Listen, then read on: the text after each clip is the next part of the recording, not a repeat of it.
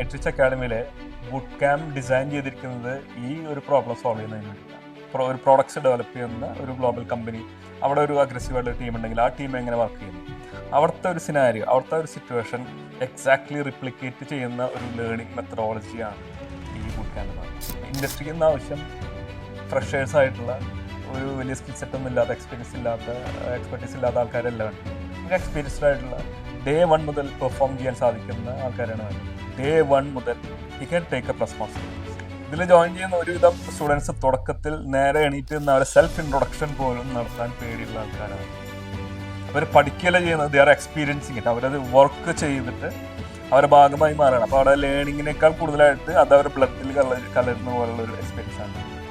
ഇൻ്റർവ്യൂവിൽ അവർക്ക് കാര്യങ്ങൾ പറയാൻ പറ്റില്ല, അവർക്ക് പെട്ടെന്ന് ഓർമ്മ വരില്ല.